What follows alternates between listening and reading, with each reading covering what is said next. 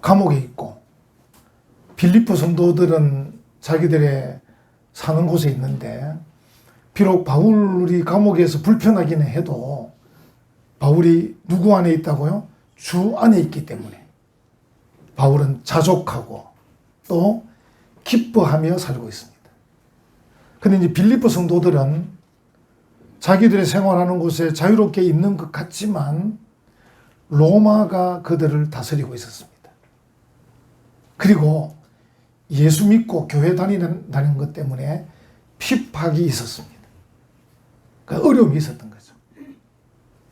그래서 감옥 안에 있는 바울이 감옥 밖에 있는 그들에게 주 안에서 기뻐하라, 그렇게 말씀하셨고, 오늘 이 본문에서 그들을 안심시키고 있습니다.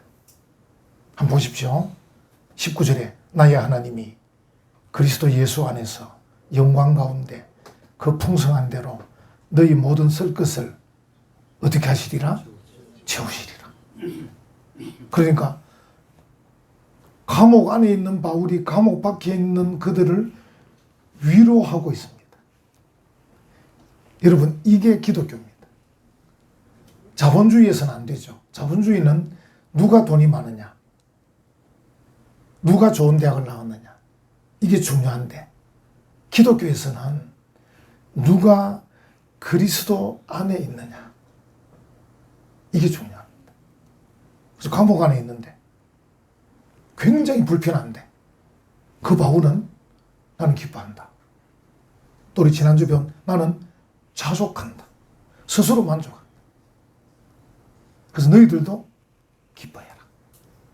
그리고 오늘 본문처럼 너희들도 걱정하지 마라. 하나님이 너희 쓸 것을 채워준다. 할렐루야. 이게 기독교입니다. 보통 기독교는 어떻게 보면 역설의 종교인데 더 쉬운 말로 표현하면 반대되는 종교입니다. 자기를 높이고자 하면 낮추라. 또 먼저 된 자가 나중되기도 한다. 이런 표현들 보면 기독교는 반대되는 종교다. 역설의 종교다. 이렇게 표현할 수 있는데 오늘 같은 이런 상황은 정말 수준 높은 상황이죠.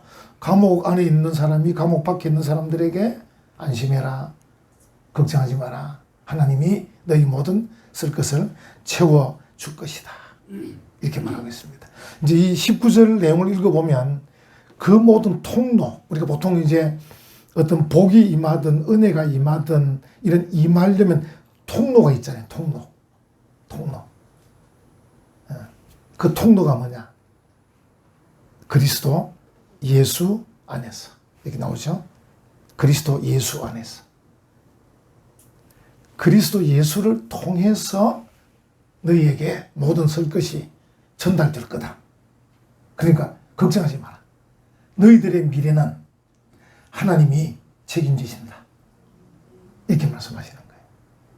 그래서 그 표현을 저는 어디서 찾았냐면 첫 마디, 나의 하나님이, 이 말에 다 들었다고 봅니다. 오늘 19절에 나의 하나님이 그리스도 예수 안에서 영광 가운데 그 풍성한 대로 너희 모든 쓸 것을 채우시리라. 그래서 바울은 그 많은 내용들을 다 묶어서 자기가 표현하기를 나의 하나님이 이렇게 표현하고 있는 거예요. 이게 처음이 아닙니다. 이 빌립보서 1장 처음에 보면 1장 3절에 내가 너희를 생각할 때마다 나의 하나님께 감사하며 이렇게 나옵니다. 헬라어로 호 떼오스 무, 이렇게 하나님이 떼오스인데 1장 시작할 때도 내가 너희를 생각할 때마다 나의 하나님께 감사한다. 오늘 이 마지막 마치는 4장에 와서도 나의 하나님이 너희 모든 쓸 것을 채워줄 거다. 그래서 미래에 대해서 너무 걱정하지 마라, 이렇게 말하고 있습니다. 여러분, 나의 하나님, 제가 이제 이 본문을 가만 묵상하다가 찾아낸 게 신명기 5장 6절이에요. 나는 네 하나님 여호와다. 나는 너를 애굽 땅 종되었던 집에서 인도하여 낸 네 하나님 여호와다. 이렇게 하셨잖아요. 그러니까 하나님이 먼저 우리에게 말씀하기를 나는 네 하나님 여호와다. 그것에 대한 답변이 뭐냐? 답변. 예, 나의 하나님입니다. 바울이 지금 답변하고 있는 거예요. 예, 나의 하나님입니다. 그 하나님이 그리스도 예수 안에서 모든 쓸 것을 채워주실 줄 내가 믿습니다. 이렇게 말하고 있는 거예요. 그래서 야, 이게 놀랍다. 하나님이 먼저 우리에게 내가 너희 하나님이다. 그렇게 하니까 바울은 예, 맞습니다. 나의 하나님입니다. 이렇게 고백을 하고 있는 거예요. 그래서 이게 바울의 답변이구나. 신명기 5장 6절 하나님의 그 말씀에 대한 이 바울의 답변이구나. 여러분들도 답변이 필요합니다. 답변. 예, 하나님은 나의 하나님입니다. 답변이 필요해요. 하나님은 그 말씀을 듣고 싶어 해요. 하나님은 그 대답을 듣고 싶어 해요. 예, 하나님이 나의 하나님입니다. 여기 이제 바울이 또 20절에 보면 하나님 곧 우리 아버지께, 예, 하나님이 우리 아버지입니다. 우리 아버지입니다. 이렇게 이 고백하는 걸 하나님은 듣고 싶어 해요.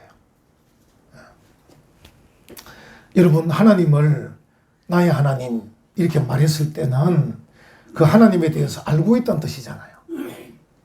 만약에 모르면 어떻게 말하겠습니까? 그냥 하나님이 계신다. 그냥 하나님이 계시겠지. 보통 사람들이 하는 말이 세상이 이렇게 굴러가고 있고 바다가 저렇게 크고 산이 이렇게 높고 이 자연 만물을 보면 조물주가 있겠지 뭐. 이렇게 보통 얘기해요. 여러분이 찬송가가 이렇게 있으면 이거 만든 사람이 있겠죠? 어디서 만드는 봅시다. 이 써놨습니다. 한국 찬송가 공회 일어났네. 그러니까 한국 찬송가 공회라는 기관에서 만들어서 파는 거잖아요. 그것처럼 대부분 사람들은 아마 창조주가 있을 거야. 조물주가 있을 거야. 뭔가 위대한 신이 있을 거야. 이렇게 말하는 거예요. 근데 바울은 나의 하나님. 내가 알고 있는 나의 하나님. 이렇게 표현하고 있는 거예요.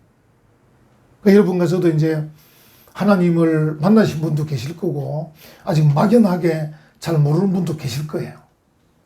그렇죠? 그래서 이제 세상에 보면 철학의 하나님이 계셔요. 철학자들이 하나님을 찾아갑니다.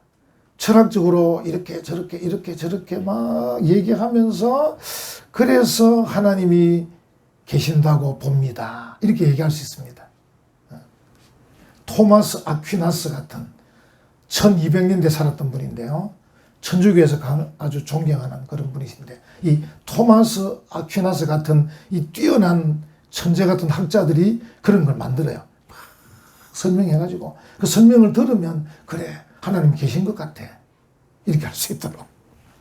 그리고 또 이제 신학의 하나님이 계셔요. 신학 박사들이 성경을 연구해 보니까 하나님이 계신 것 같아. 뭔가 좀 세상을 만드시고 지금도 이 모든 세상을 섭리하고 계시는 하나님이 계신 것 같아. 막 이렇게 해요. 그래서 이제 철학적으로든 신학적으로든 설명을 하면서 하나님이 계신 것 같아. 이렇게 해요. 좋습니다. 철학적으로 접근해서 만날 수도 있고요. 신학적으로 접근해서 만날 수도 있습니다. 어쨌든 사도 바울은 그 하나님을 자기가 만났고 알고 있다는 거예요. 나의 하나님. 그게 나의 하나님이란 말에 담겨 있는 거예요. 나의 하나님. 보통 이게 하나님을 알지 못하고 제대로 만나지 못하면 그렇게 표현을 못해요. 나의 하나님. 여러분 표현해 보신 적이 있으시나요? 나의 하나님. 나의 하나님.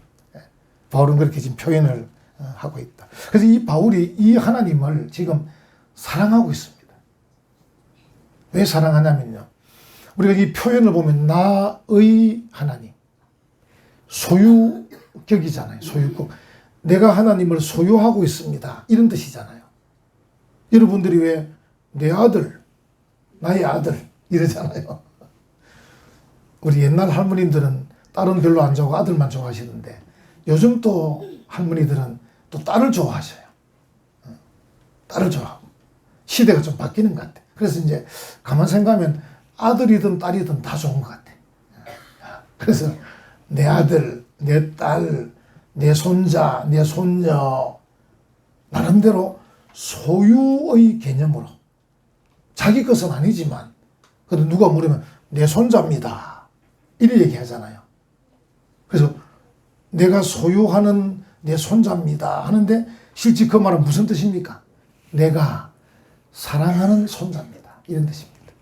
바울이 나의 하나님 이렇게 말할 때는 내가 사랑하는 하나님 이런 뜻이에요. 나의 하나님, 내가 사랑하는 하나님. 여러분 하나님을 사랑하고 계십니까?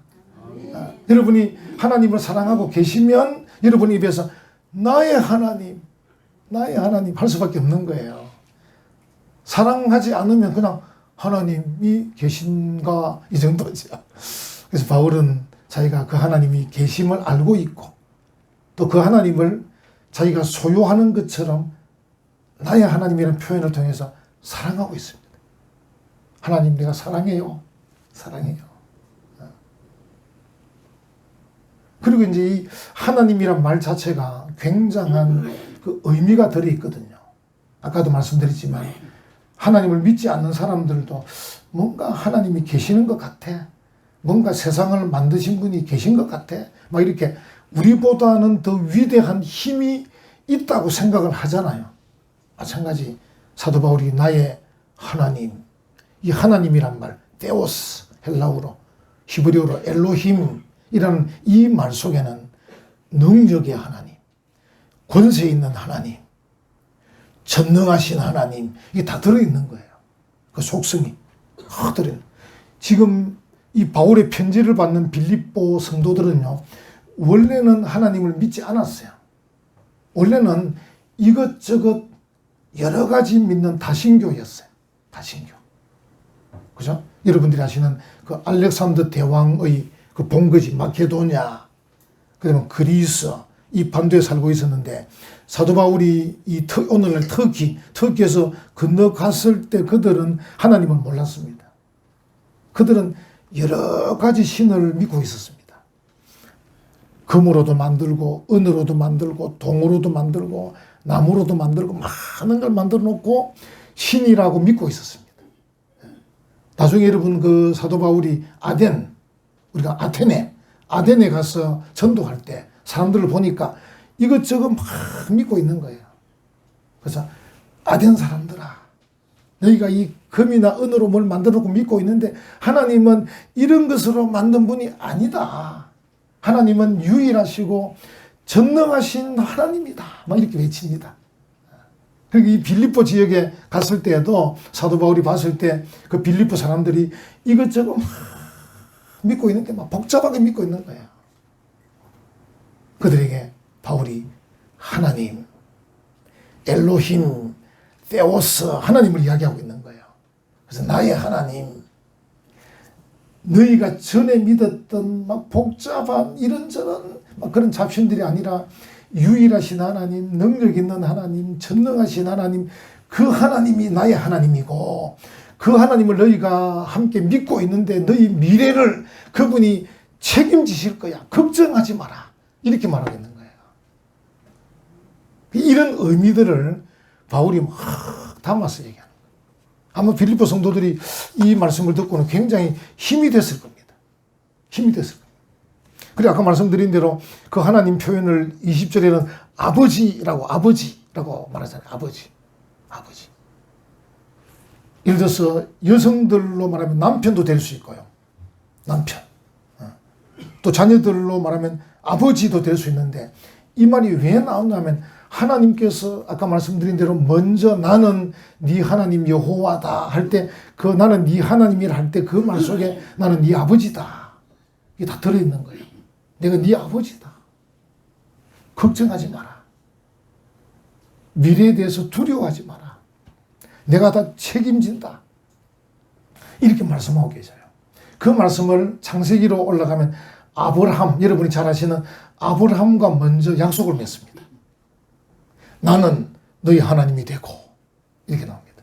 너는 나의 백성이 되리라. 이렇게 말씀하죠. 하나님은 언약의 하나님, 다시 말하면 우리와 약속을 맺은 하나님이에요. 그래서 그분이 아버지가 되시는 거예요. 아버지. 약속을 맺은 하나님으로서 아버지가 됩니다. 그래서 바울은 구약에서 이미 맺어왔던 그 약속을 신약에서 여러 번 말씀하셔요. 대표적으로 고린도후서 6장 16절에 내가 그들 가운데 거하며 두루 행하여 나는 그들의 하나님이 되고 그들은 나의 백성이 되리라. 이렇게 말씀하죠. 그러니까 구약에서부터 아브라함 때부터 맺었던 그 약속을 계속 얘기하고 바울도 그들에게 얘기하면서 그 하나님이 우리 아버지야. 우리 아버지. 이렇게 말하고 있는 거예요. 그게 감사하죠. 이런 내용들을 다 담아서 바울이 뭐라고 말한다고요? 나의 하나님이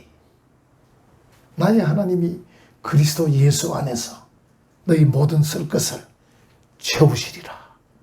이렇게 말하는 거예요. 그러니까 이 말의 무게가 어마어마한 거예요. 무게가. 오늘 읽은 게 뭐 2절밖에 안 되지만 무게로 따지면 막 100절, 200절이 되는 거예요. 무게가. 나의 하나님. 만약에 여러분과 제가 그 하나님을 우리도 바울처럼 예, 맞습니다. 나의 하나님입니다. 고백하면요. 모든 게 포함이 되는 거예요. 모든 게. 여러분의 신앙의 삶 속에 여러분이 어쨌든 하나님 앞에 수시로 나의 하나님이라고 고백하는 그런 시간이 많기를 간절히 바랍니다. 하나님 앞에 예, 하나님, 저도 바울처럼 하나님이 나의 하나님입니다. 이렇게 고백하는 거예요. 멋지지 않습니까? 여러분들이 왜 대통령이든 장관이든 뭐 도지사든 시장이든 만약에 그분들 중에 누군가가 여러분의 친척이거나 여러분과 연관이 있으면 여러분 어떻게 하시겠어요? 가만히 있지는 않겠죠. 저한테 와서 여러 번 자랑했겠죠. 목사님 우리 집안에 아저씨 뻘 되는 사람이 경상남도 도지사예요. 이렇게. 장로님 혹시 박완수 시장하고 뭐 집안 아닌가 모르겠다. 같은 박씨니까. 이게 은근히 이제 사람들이 좀 알아주기를 바라지 않겠습니까? 그래서 그 도지사 그분이 우리 집안에 아저씨 뻘 됩니다. 여러분, 하나님이 어떤 하나님? 나의 하나님입니다. 할렐루야. 이게 바울이 그래서 감옥에 있어도 당당한 겁니다. 여러분은 조금만 더 당당하지 않습니까? 그리고 심지어 감옥 밖에 있는 사람들에게 뭐라고 말합니까? 기뻐해라. 주 안에서 다시 말하노니 기뻐해라. 이렇게 말하는 거예요. 여러분 같으면 이런 생각하겠죠. 내가 돈도 별로 없는데 남한테 무슨 말 하겠냐.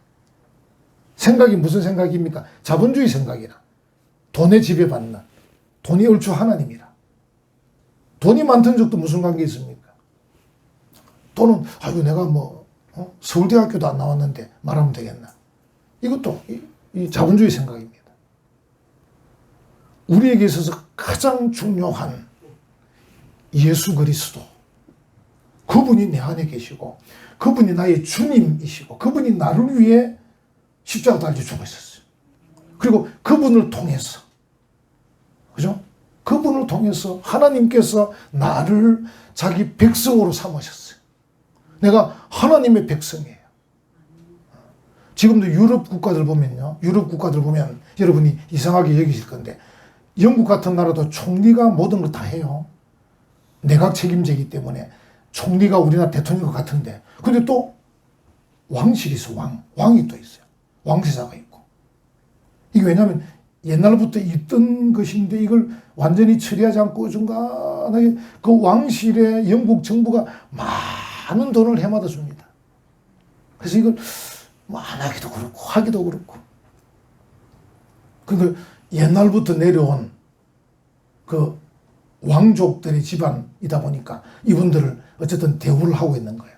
왕족. 근데 실제로 누가 왕족입니까? 우리가 왕족이죠. 우리야말로 로얄 패밀리. 우리야말로 하나님의 백성인데. 그래서 사도 바울이 로마 감옥에서도 당당했던 겁니다. 내가 감옥에 있어도 하나님의 백성이다. 내가 그리스도 예수 안에 있는 하나님의 종이다.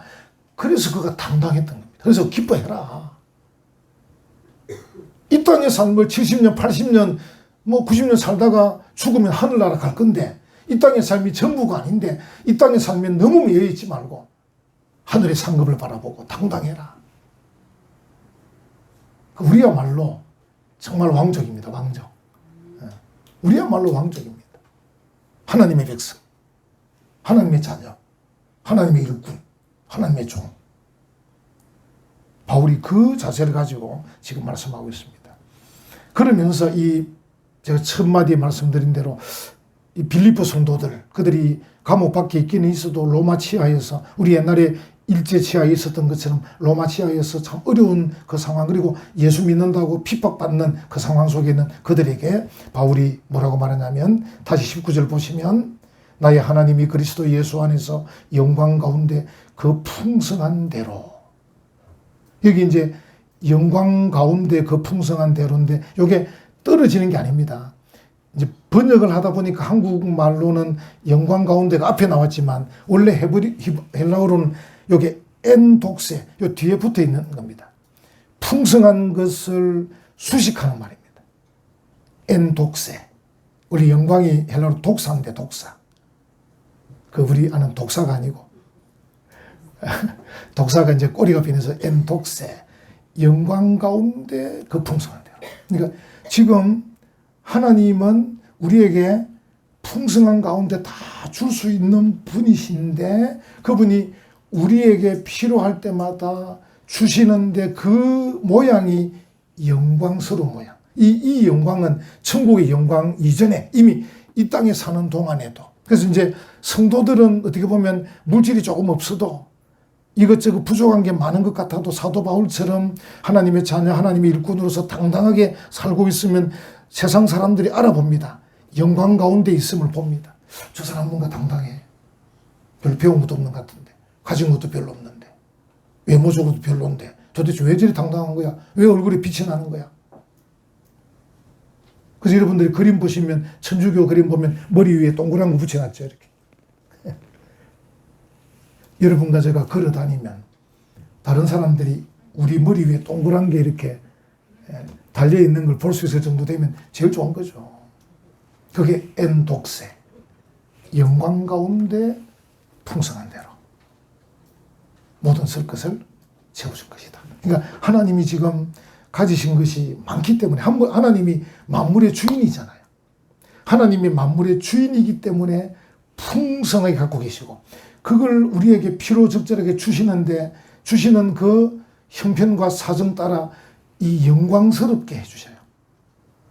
여러분들이 어떤 것을 많이 받아도 별로 즐겁지 않을 수가 있고요. 적게 받아도 즐거울 수가 있어요. 그래서 하나님께서 우리의 삶 속에 필요적절하게 주실 거예요. 그 주실 때 영광 가운데 영광스럽게 하나님이 가지신 그 풍성한 가운데 우리에게 주실 거라고. 이제 그 표현을 지금 여기에서 하고 있는 것이. 우리 은혜와 평강교회 성도님들은 하나님께서 주시는 그 어떤 풍성함, 그것도 영광 가운데 주시는 풍성함을 받아 누리시기를 간절히 바랍니다. 그걸 지금 표현을 하고 있고. 그리고 이제 20절에 결국은 하나님 곧 우리 아버지께 세세무궁하도록 영광을 돌릴지어다. 아멘. 하나님의 풍성함을 받아서 삶에서 필요한 것들이 채워지는 그 영광을 맛보는 사람들은 하나님께 영광을 돌릴 수밖에 없죠. 그래서 우리가 보통 이제 우리가 모든 걸 생략해서 줄여서 뭐라 말합니까? 우리의 삶은 하나님의 영광을 위해 산다 이러잖아요. 우리가 무엇을 목표로 사느냐? 하나님께 영광 돌리기 위해서 삽니다 이러잖아요. 근데 그 하나님께 영광 돌리기 위한 그 과정 속에 여러 가지가 들어가겠죠. 그 중에 하나가 오늘 본문처럼 하나님이 만물의 주인이시고 하나님이 가지신 그 풍성한 그 가운데 우리에게 필요적절한 걸 주실 때 우리가 그걸 받아 누리면서 영광을 누릴 때 하나님께 우리도 영광을 올려 드린다. 이런 뜻이거든요. 그래서 우리가 줄여서 그냥 우리 인생의 목표가 뭐냐? 하나님께 영광 돌리는 겁니다. 우리 자녀들을 키울 때도 너가 공부도 하고 운동도 하고 예능도 하고 열심히 해서 하나님께 영광 돌리는 훌륭한 인물이 되라. 이러잖아요. 다 생략해가지고. 그러면 그게 최고의 모습이죠. 최고의 삶이죠. 하나님께 영광을 돌리는 삶을 살고 있다는 것은 최고의 삶입니다. 여러분이 공부를 잘하든 돈을 많이 벌든 뭘 하든 간에 대한민국의 국위 선양을 했다. 요즘은 올림픽 선수들이 열심히 연습해서 파리 올림픽에 가가지고 금메달을 땄다. 그러면 이제 대한민국에 영광을 올려드리잖아요. 근데 이미 본인은 뭡니까? 국가대표 선수, 포상금, 받는 게 굉장히 많습니다. 이미 본인은 많이 받으면서 결과적으로는 대한민국의 국위선양이 되잖아요. 여러분과 제가 믿음으로 살고 말씀대로 사는 가운데 하나님의 은혜를 받고 하나님의 풍성한 가운데 영광 가운데 받아 누리면서 결과적으로는 하나님께 영광을 올려드리는데 하나님께 영광을 올려드리기 이전에 이미 우리는 영광스러운 거죠. 우리가 그런 삶을 살아간다. 할렐루야. 여러분 중에 하나님을 아직 제대로 만나지 못한 분들은 사도 바울처럼 하십시오. 하나님께 순종하시고 하나님을 신뢰하시고 그 하나님께 마음을 내어드리면 성령님께서 여러분 마음을 감동할 겁니다. 감동해서 여러분의 입에서 아바 아버지, 우리 아이들이 아빠 부르듯이 아바 아버지, 또 오늘 사도 바울처럼 나의 하나님, 이런 고백을 할 수 있을 겁니다. 그러면 그게 최고의 모습인데 그런 여러분들을 하나님은 외면치 않으시고 여러분의 필요에 따라서 여러분의 미래에 대해서 두려워하지 않도록 하나님이 모든 설 것들을 채워 주시리라 믿습니다. 아멘.